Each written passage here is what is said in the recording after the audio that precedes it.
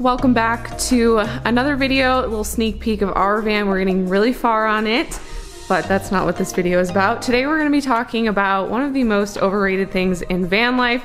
This might be a little bit of unpopular opinion, but it's a really big subject that we wanted to touch on, and you might even hear from some other van lifers about the subject too.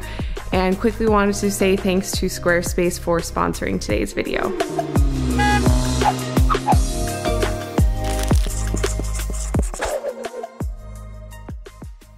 So like Sarah said, we're talking about kind of a controversial topic because it's something so many people in the van space love, or they're really excited about when they're converting their own DIY camper van, and that is hanging out on the roof of your van.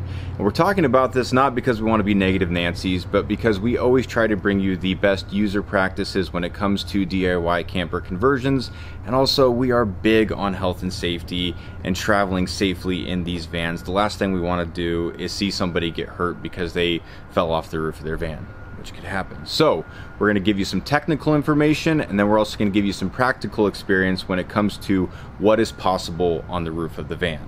So first, we're going to go straight to the data. This is the user manual for a 2020 high roof 170 Mercedes Sprinter 2500. Now in here on page 354 under the technical data, it says that the maximum roof load for a high roof is 331 pounds. So whatever you are putting on the roof of your van, you do not want to exceed that 331 pounds. Now another thing that it talks about in another section under the roof rail system in this is that the more weight you add on top of your vehicle, the higher your center of gravity is going to become, meaning that the vehicle is going to change how it performs when you are driving. So that's really important stuff for you to understand when you're thinking about what you want to put on the roof of your van. So next, we're going to talk about items that someone is typically going to install on the roof of a DIY conversion camper van. You don't like making that transition? No, it's horrible. Okay. Okay, I'm doing this just for the video. I'm gonna hold on to our wine guard for safety. It's a little dirty up here. Okay, so before we jump into the DIY side, we first wanted to talk about what we personally install on our clients' vans. So I'm sitting on an Aluminess roof rack. I've got a cutout here and one in the back for the AC unit and the vent fan. This is a wine guard. It's a cell booster and Wi-Fi network. Great for on the road.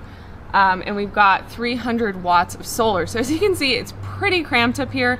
There is not much extra space to like sit and lounge around. Also, I'm nervous being up here. You're 12 feet off the ground or something, 10 feet, I don't know. We can get the tape measure out and see how tall exactly this is. But it makes me feel a little uneasy, makes me feel a little sick to my stomach. I'm not scared of heights or anything, but it's just an awkward space to be in. We personally never hung out on top of our roof racks, but yes, this is an Aluminess roof rack. We've got the crossbars to mount the solar. Now let's talk weight. Where are we at right now with the weight limit? Like Alex said, it was 331 pounds is the limit. For reference, I'm about 150 pounds, so there's almost half of it, okay? Maybe some other people out there are a little bit smaller than me, but I weigh 150 pounds. The roof rack is about 120 pounds. The AC unit is about 80 pounds, and then you add in, you know, vent fan doesn't weigh much, this doesn't weigh much, solar doesn't weigh that much, but we're already probably over the weight limit. So it's not something that I want to be sitting up here all the time. I'm putting extra pressure on the roof, and we are maxing out the weight limit, which again, over time could cause some issues. It's just not somewhere you want to be hanging out. If there are two people hanging out up here, you're probably already over 300 pounds, just that alone.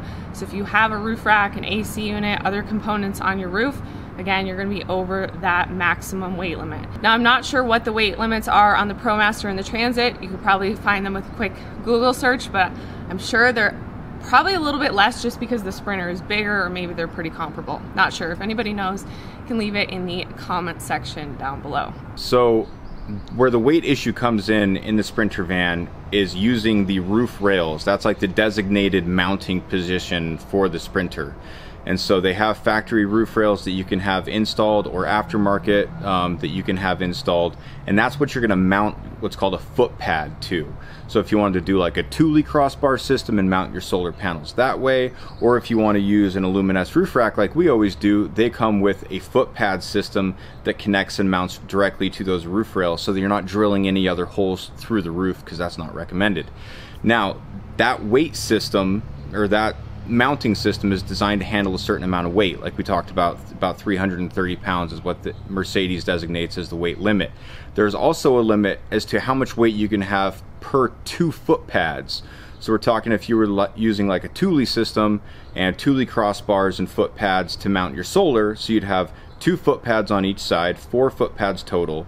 And with a system like that, the weight limit is 110 pounds per 2 foot pads. So if you were going to build a rooftop deck and you were using a foot pad system, and you're using something like a Trex material, which is a PVC composite, basically it's a plastic 2x4 that's used for external decking purposes. It's an awesome product. I used a ton of it when I was working on Catalina Island because it holds up so well over time. But on the roof of a van, that is super heavy. So you want to be conscious, if you do decide, and that's your choice, that you want to build a deck system like that, make sure that you're using the appropriate number of foot pads to spread that weight out evenly over the roof of the van, so you don't have so much weight just on 2 pressure points on each side of the van, because that's something that Mercedes doesn't want to have. And now we're going to turn it over to Scott, because Scott from Wanderful, our good friend on Instagram, he's at Comes With A View, one of our big inspirations in building our first van and who we've kept in touch with. He, in his first van, a 170 2500 Sprinter, stored a ton of stuff up there and had a bunch of experience getting up and off of his roof. So we wanted to get his input on what he thinks about hanging out on your roof and rooftop decks and that sort of stuff. Hey, Scott here. Some of you may or may not be familiar with me. I have a couple Sprinter vans. This is my first one, which is a 170, and this is my 144 that I'm currently working on. So Alex asked me to record a little bit of a video clip about my roof rack up there and kind of talk about roof racks and my layout. So I'm actually going to jump up there and then kind of talk about my roof rack, my layout, and why I kind of set it up the way I set it up, and if you even need a ladder rack and roof rack. All right, now that we're up here, you can see that I have the 170 van. The rack's already done. I've had that van for 6 or 7 years. 6 years, I think. So I'm going to flip the camera around here and kind of talk. So as you can see, the front of the rack has 2 260 watt solar panels, so that's 520 watts of solar. Then on the back of it, I've got room for the Thule box, and then opposite that is my surfboards. And then in the middle right there, there's actually a mount. See if I can get that. There's a high lift jack there. So when it comes to planning your roof rack, there's a lot of factors that you have to consider. The first one is, do you need a roof rack? The only reason I need a roof rack is because I've got my surfboards up there and I've got the cargo box. If I was just doing solar, I'm not sure I would bother with the sort of safari style roof rack. I'd probably do something smaller, lighter weight, because these vans, I think from the factory, they're only rated for 300 pounds up there. So by the time you add all this stuff on, you're getting very close to sort of the maximum allowable weight on top of the roof. So that's kind of the first thing, is like, do you even need a rack? If you are going to get a rack or build a rack, make sure you plan it out to make sure everything fits. Like this rack, I built it, and you can see the solar panels, they fit just perfectly on it. It fits the Thule, it fits the surfboards, everything is made for what I had planned on putting up there. If you don't know what you're going to be putting up there, you probably don't need a rack.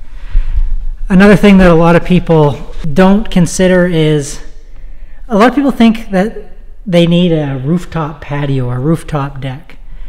And I know it looks cool in pictures, but I think that's really all it's cool for. In my opinion, it's actually kind of dangerous, because these vans are about 10 feet tall. By the time you're standing, your head is, 15, 16 feet. There's no guard railing, and I've just seen so many people almost slip and fall.